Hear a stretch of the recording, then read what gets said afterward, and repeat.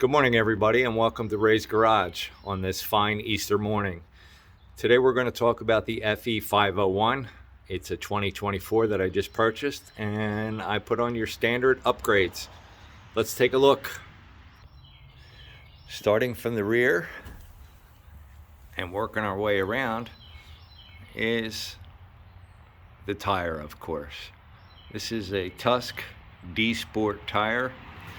I thought it would be appropriate for road and off-road. The treads seem to be pretty spread apart and 5 millimeters more deep than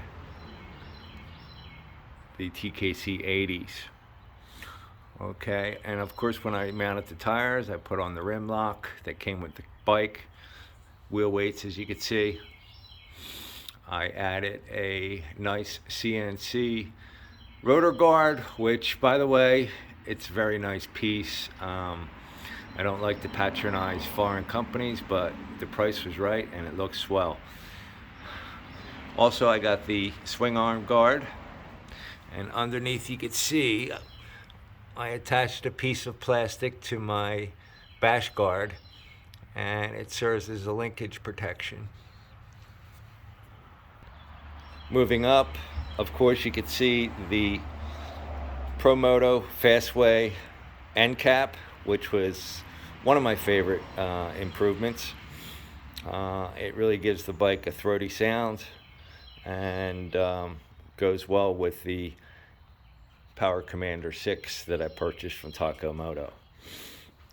As you can also see, I bought the tail titty kit. This eliminates the tail lights, integrates everything into that one little light right there. It's a running light, a license plate light, turn signals, brake light. It's all integrated.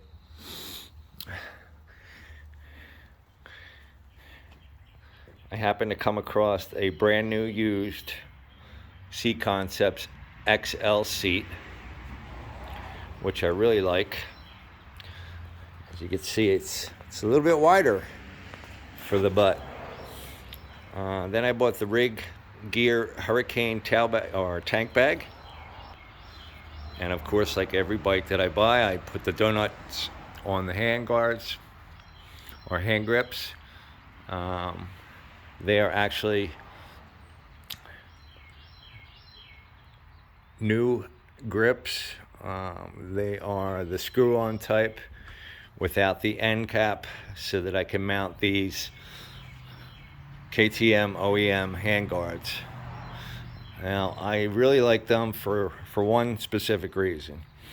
They don't crowd up the handlebar. Down the road, I'm going to put other stuff on the handlebar, and the less busy that handlebar is, the better I feel. And I've already fell on the other side, and these things will flex. They don't just snap off. I mean, you really got to have a bad accident to ruin those. Down to the engine compartment, I did remove the desmog and added this little carbon fiber shield where my leg and boots might touch. I learned the hard way on my 2022, burnt my brand new riding pants, so that was a must for me. Going around to the front, of course, the Tusk D Sport tire with the rim lock in, and I added the Acerbis rotor guard. In addition to that, I have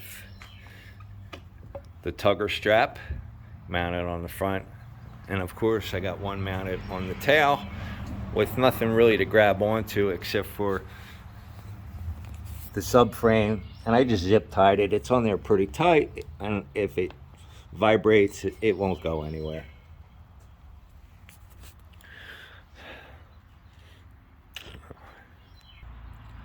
I also want a tooth lower and bought a Dirt Tricks 13T. I believe it's 13. I get a couple bikes, so it's hard to remember. Then up to the air filter, put on a filter skin, and if you can see back in here, I have the power commander resting in the airbox.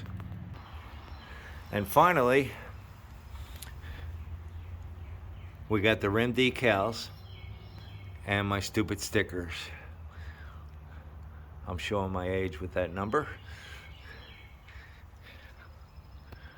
I guess you could say I'm a sticker guy. But there you have it. She's ready to rock and roll.